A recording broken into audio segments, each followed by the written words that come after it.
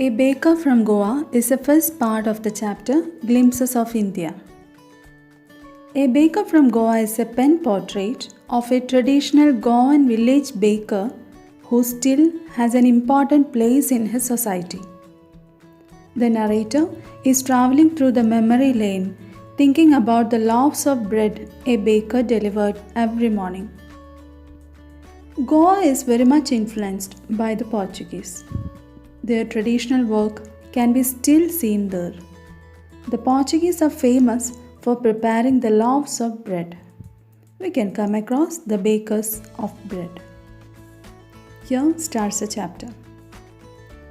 Our elders are often heard reminiscing nostalgically about those good old Portuguese days, the Portuguese and the famous loaves of bread. Those eaters of loaves might have vanished, but the makers are still there.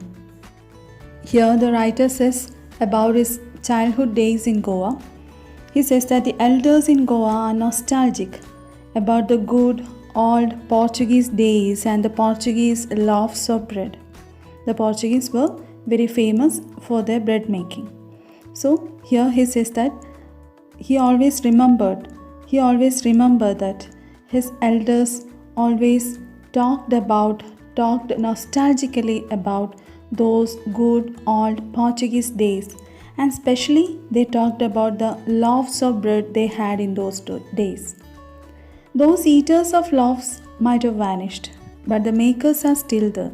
Those people who ate that loaves of bread might have vanished from this world or disappeared from this world. That generation might have vanished, but the makers of bread are still existing because the next generation took up the same and they are still continuing the same profession. We still have amongst us the mixers, the molders, and those who bake the loaves. That's why the writer said like that. Okay, still in Goa we can see the mixers, the molders, and those who bake the loaves, of bread. Still such kind of people are there in Goa. Those age-old, time-tested furnaces still exist. So they are still using that age-old traditional way of baking bread.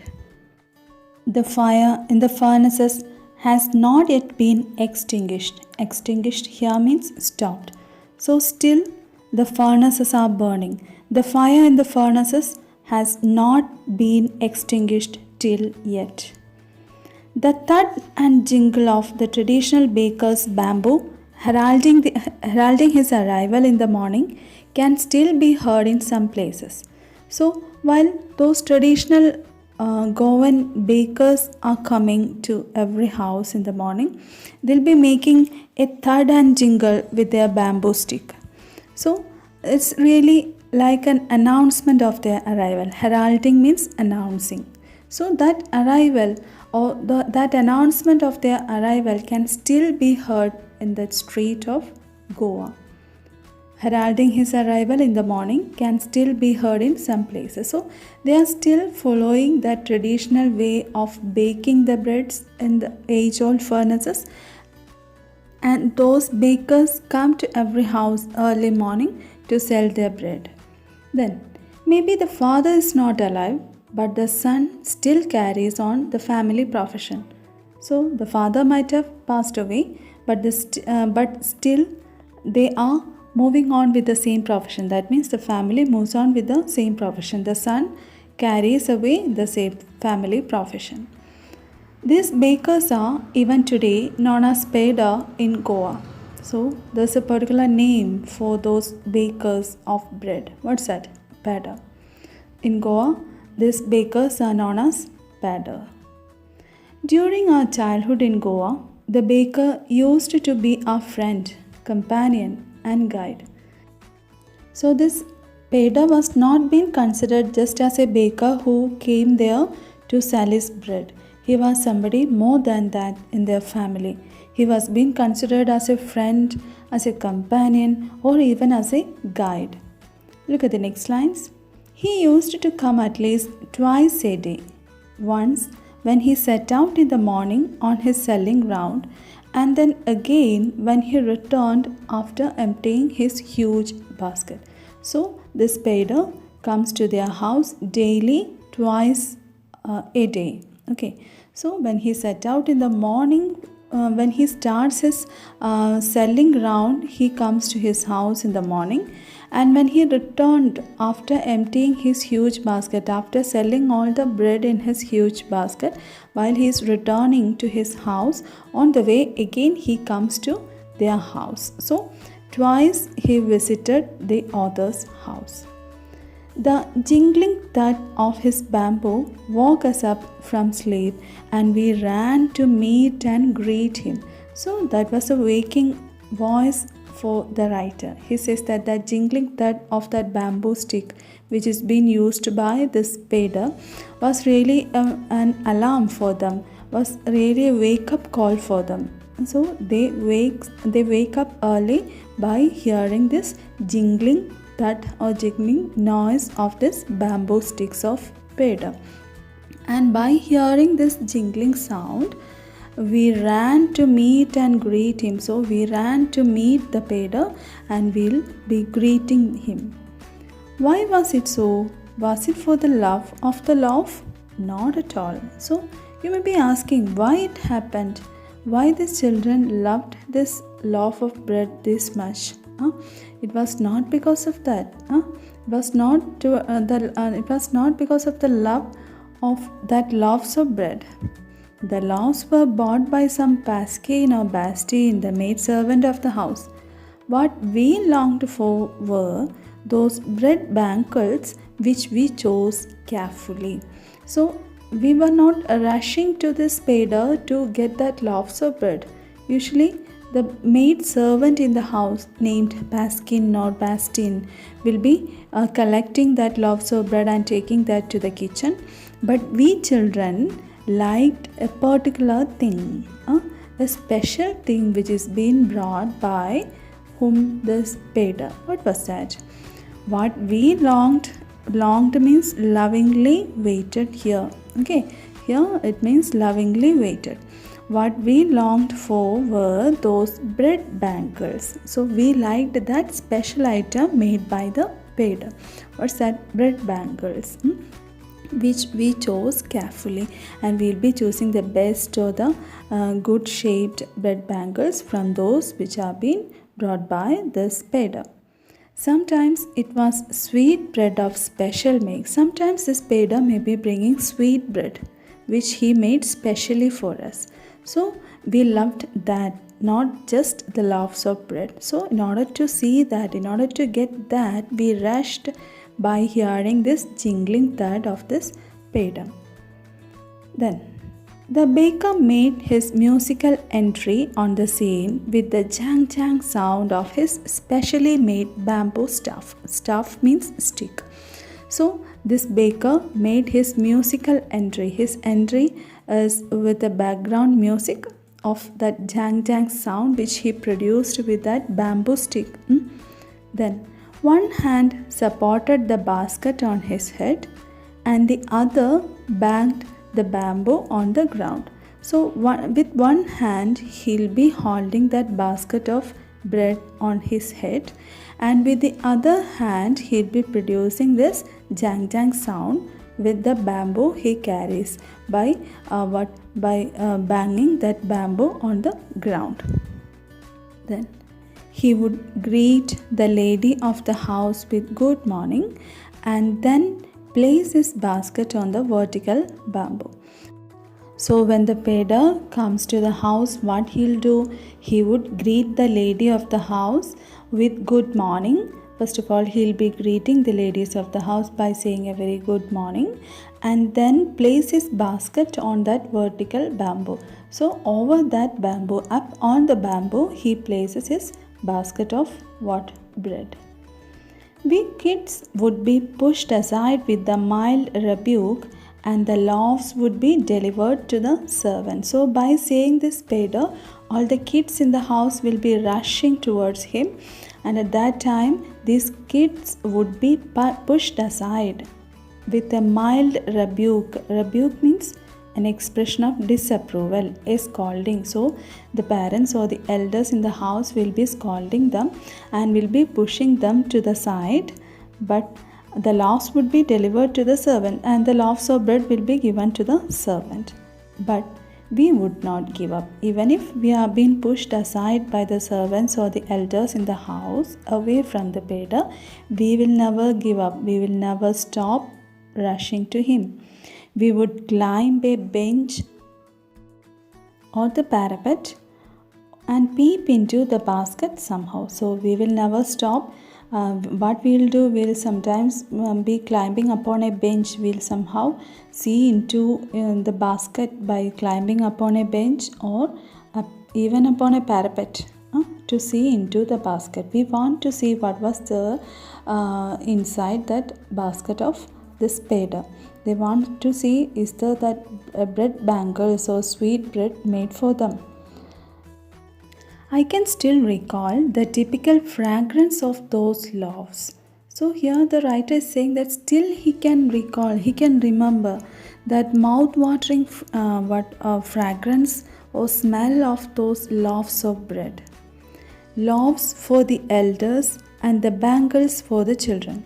Those loaves of bread were being brought for the elders in the house, and the bread bangles were being brought for the children in the house.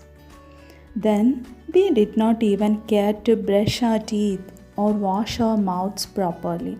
So by seeing that bread bangles, we'll now be remembering even to brush our teeth. We'll be rushing directly from our bedroom or from our bed to this beggar, and we'll be forgetting to brush our teeth to eat this bread bangles. Who would take the trouble of plucking the mango leaf for the toothbrush? So in those days they used mango leaves. They'd be plucking mango leaves in order to brush their teeth, instead of using toothbrush and toothpaste nowadays. Okay, so here he said, oh, it was a trouble to pluck mango leaves and to brush the teeth. Then, and why was it necessary at all? And what is the necessity of brushing teeth in the morning? He says, or he asks. The tiger never brushed his teeth. Hot tea could wash and clean up everything so nicely after all. And he is pleading by saying an argument. What's that? The tigers are never brushing their teeth. Then why should human beings do so?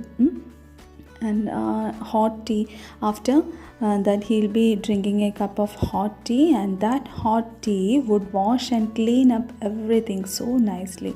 And what's the necessity of brushing teeth to eat this bread bangles? So really the writer is trying to say that he can't even wait to brush his teeth to eat this bread bangles. He can't control himself from that fragrance of bread bangles. Okay, then we are moving to the next section of this chapter. Marriage gifts are meaningless without the sweet bread known as the ball, just as a party or a feast loses its charm without bread. So, importance of bread in Goan society, Goan culture. It is being told in this paragraph. Marriage gifts are meaningless without a sweet bread. So, in marriage gifts, sweet bread named ball is very important. Then, just as a party or a feast loses its charm without bread. So, even if it's a party or a feast, bread is a very important item in their food. So, it's really a part of their culture. Not enough can be said to show how important a baker can be for a village. So, for all the functions at their home, for every functions in their family, bread is a very important thing, and that's why a baker is a very important person in a village. The lady of the house must prepare sandwiches on the occasion of her daughter's engagement. So for engagements and all, the lady, the eldest lady of the house should prepare sandwiches. So that bread is being used to make sandwiches. So here also we are seeing the importance of bread. Then cakes and bolinas are a must for Christmas as well as other festivals. So for Christmas and other festivals, cakes are important. At the same time, bolinas, that's another dish made by this bread. Okay, so cakes and bolinas are a must for Christmas as well as for other festivals. Thus, the presence of the baker's furnace in the village is absolutely essential. So a baker in a village is very important. A furnace of a baker is a very important thing in a village, because it's an unavoidable thing even for a small function in their house. They should make bread for every functions in their house. Then the baker or bread seller of those days had a peculiar dress known as the kabai. It was a single piece long frock reaching down to the knees. So in those days, the baker or the bread seller of those days had a peculiar dress known as kabai. So in those Portuguese days, they were using a particular dress named as kabai. And how that dress was, it was a single piece long frock reaching down to their knees. It is a long frock like dress which reaches down to their knees. In our childhood, we saw bakers wearing a shirt and trousers which were shorter than full length ones and longer than half pants.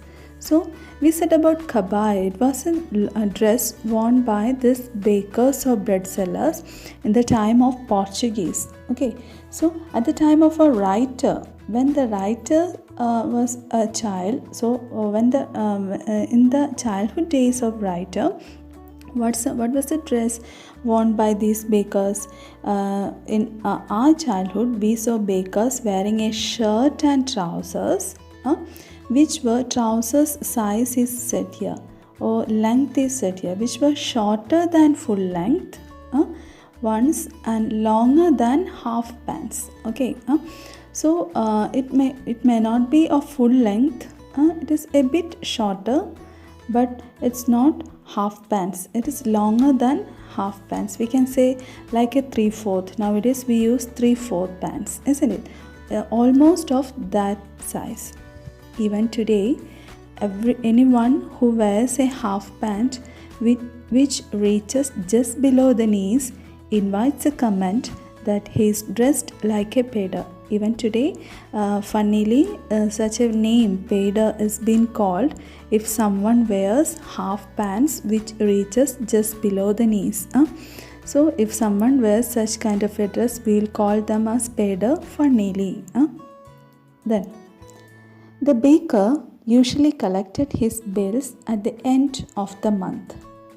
Monthly accounts used to be recorded on some wall in pencil. So the bakers won't be collecting money on the spot. Some bakers may be doing it, but some others will be collecting that amount once in a month. They will be collecting their bills at the end of the month.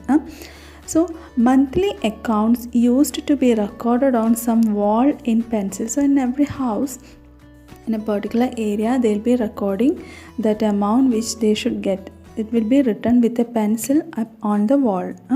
Then baking was indeed a profitable profession in old days. It's a very good profession which the baker earned a big amount.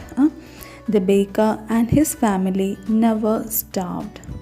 He, his family and his servants always looked happy and prosperous. So they never starved, and he earned a good amount. This baker, his family and even the servants always looked happy and prosperous.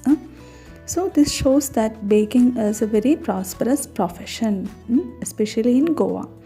Their plump physique was an open testimony to this. Plump means fatty, isn't it? Plump physique means pleasantly fat body. Pleasant fat body is really an open testimony. What's the meaning of open testimony? public statement about a character or quality. Really, it means a clear evidence. Okay, so that fatty figure of those people in that house itself is a very clear evidence that they are very much happy and this profession is very good, profitable, very much profitable. Then, even today, any person with a jackfruit-like physical appearance is easily compared to a baker. And here a writer says that even today, if anyone has a jackfruit-like physical appearance, what it means? A plump physique, a fat body. If anyone has a fat body, we will always be comparing that person with a baker, comparing that person to a baker. Okay, so that is a fact he says about bakers. Really, it was a very profitable profession in Goa because baking of bread is a part of Goan culture. Really, there ends the chapter and we can just say what's the content of this session. The author tells us that bread is an unavoidable part of the life of Goan people since the time of Portuguese.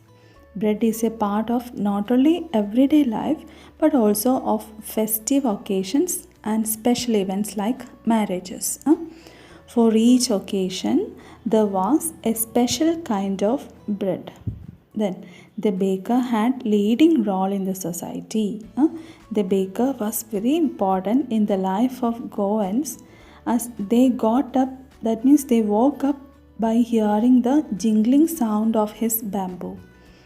Then we said about kabai, the dress worn by these bakers, that is a long frock or a shirt and a half pant like trousers. In olden days they wore kabai, and in the days of writer they wore this half pants like trousers, shirt and half pants like trousers.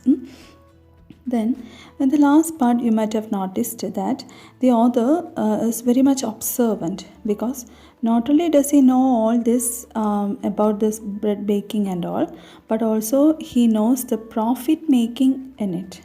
He says that in those days the baker was very prosperous and their family, even the servants in their family, never starved. They maintained monthly bills on the walls. Such strong observation powers would definitely be beneficial for children because the children will become more aware of the citizens of their neighborhood. They will start observing everything which happens around them. So that's a chapter. So read the chapter very well, understand the meaning, and take down the notes which are given here. Thank you.